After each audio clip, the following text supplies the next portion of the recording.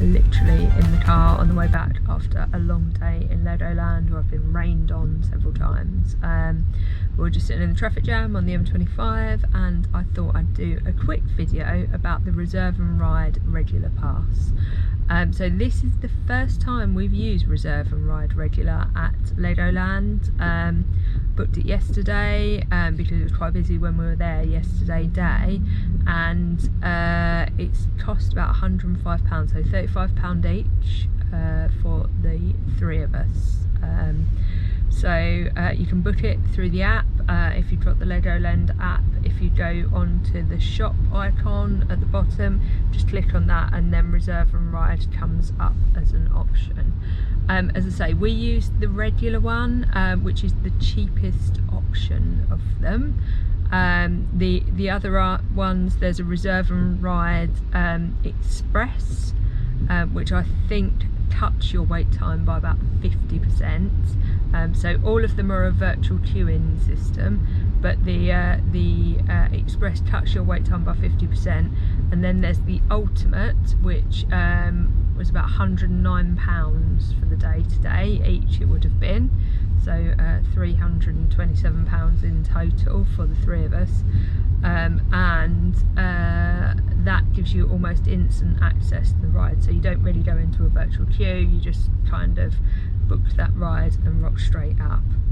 And then there is a one-time bundle which entitles you to 5 rides. That was down as £44 each today, so we could have had 5 rides of kind of instant access or much quicker queuing, so another option to explore.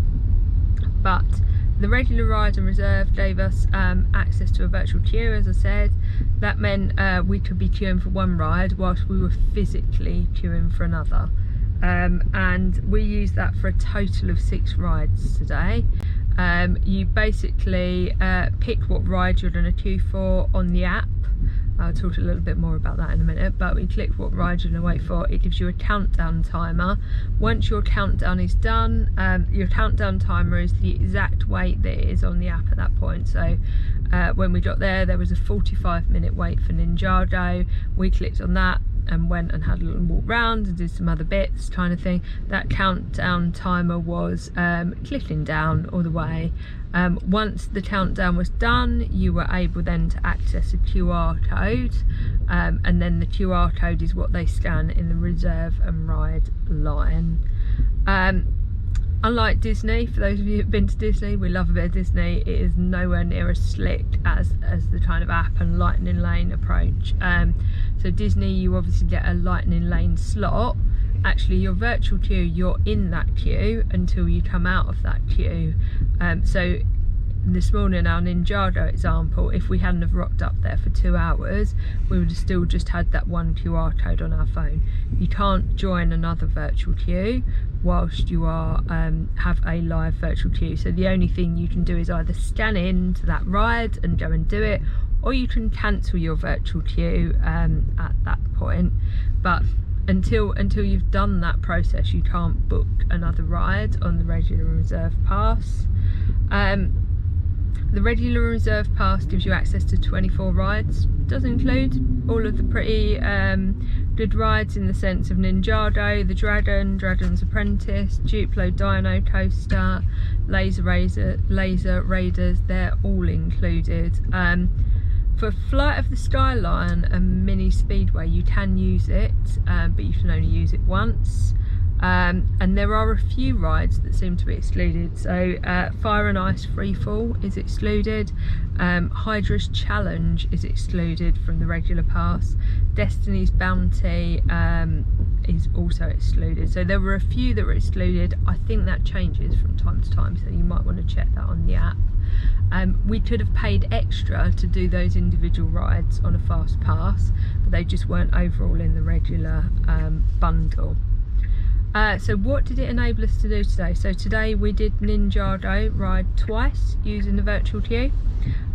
We did the drive-in stall, we did the Dragon, we did Haunted House, and we did Duplo Dino Coaster. So we used 6 virtual queues.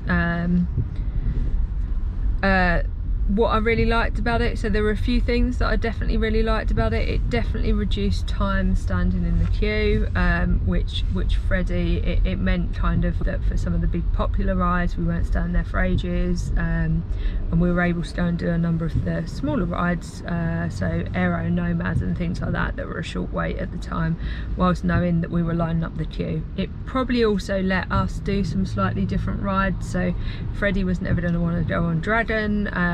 Gary got to go on the Dragon today, because we kind of set it up so that there was no wait when we got there, and Gary just went on. We grabbed an ice cream, and then Gary was back. What else did it help us out with? So we definitely like that. I quite like the countdown timer. So when you get there, it's really clear where you're at on the timer. You can keep checking.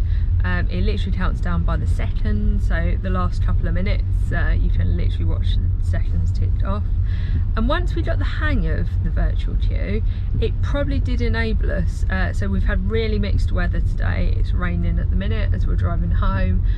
It did enable us to go and have lunch whilst queuing for the driving thing that Freddie loves, the little cars, driving store I think it is.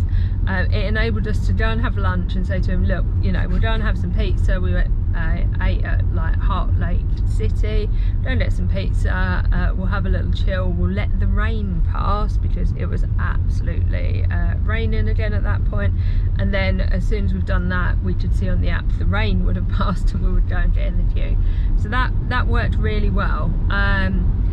Things that we didn't love, the pass doesn't operate within the app. So the pass, in order, once you've activated it, activates through your browser, and I feel like I have logged in about 1 million times to that browser today, because and I don't know if that's my phone setup, but I kept having to type everything out and things like that. It was just a little bit annoying, and I guess from quite different, I guess, from the Disney app, where everything is just there and really accessible. And I know lots of people that go to Disney moan about looking at their phones loads, but honestly this was a bit of a pain. Also, that was all made worse by the fact that I'm on EE, or T-Mobile, or whatever they're called now.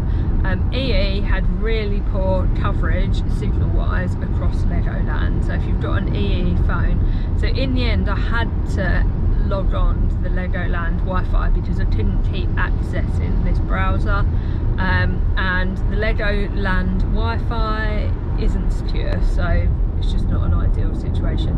And even when you're logged on to the Legoland Wi-Fi, it is a little bit patchy, so you just felt like you were faffing about with it a lot, and I think it would be a lot better, and considering Legoland is a big brand, if they could just properly build that into the app. So I think it's sitting just outside of the app is not ideal.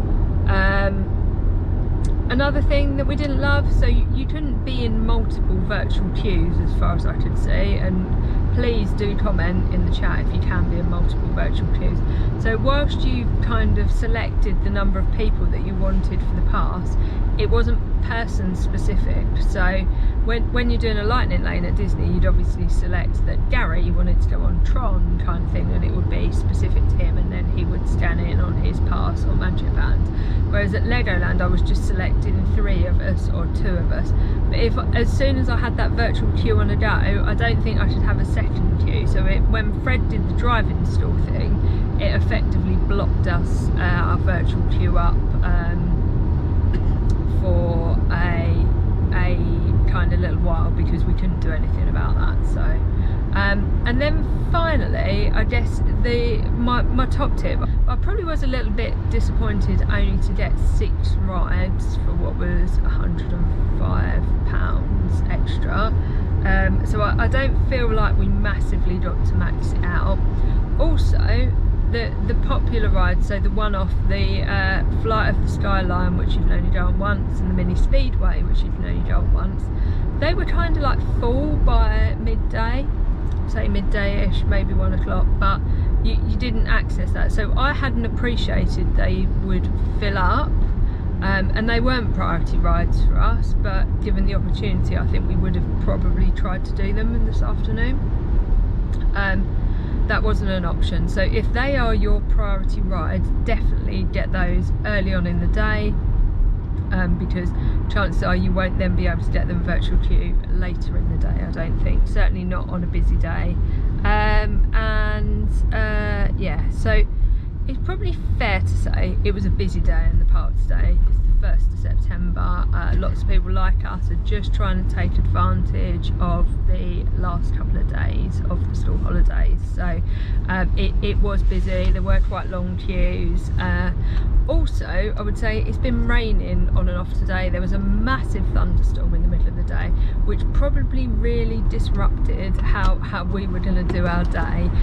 So it is probably worth keeping an eye on the weather, because I think where we lost ground and probably a bit of opportunity to use our virtual queues was because we were in a normal queue on Laser Raiders, which might have been a poor judgment, and a thunderstorm happened while we were in that queue.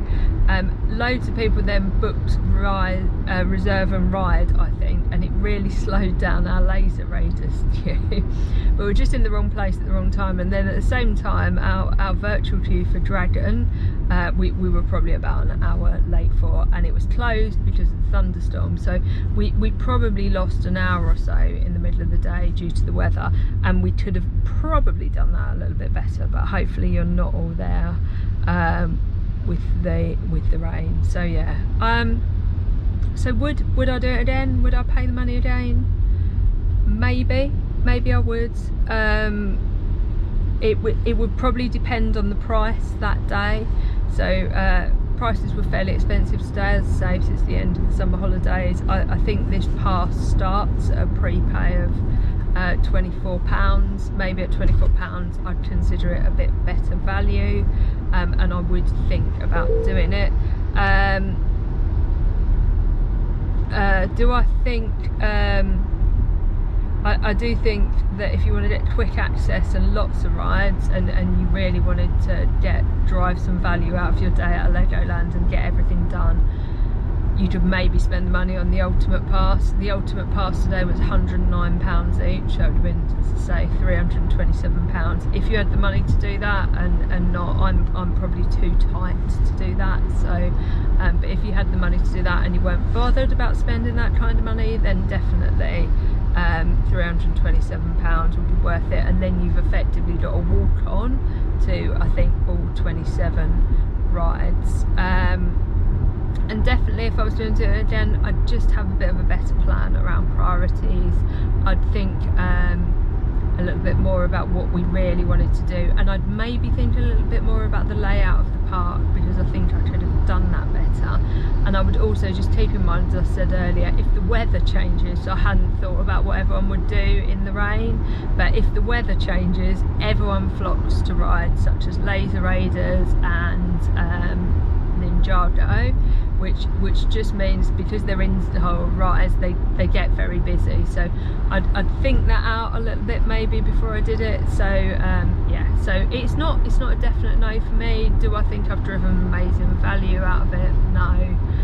Could I have been better prepared for it? Yeah, maybe actually. So and are there some things that I think Legoland should sort out on it, considering they're making some good money off it? Absolutely, you need to sort out the app. So yeah. Anyway, I really hope this little yabber on helps someone out. If you've got some top tips around how best to get your money out of the Reserve and Ride, please do comment in the chat. I'm interested to know. And if you want to hear more of my random reviews or tips, please do like and subscribe our channel. Thank you.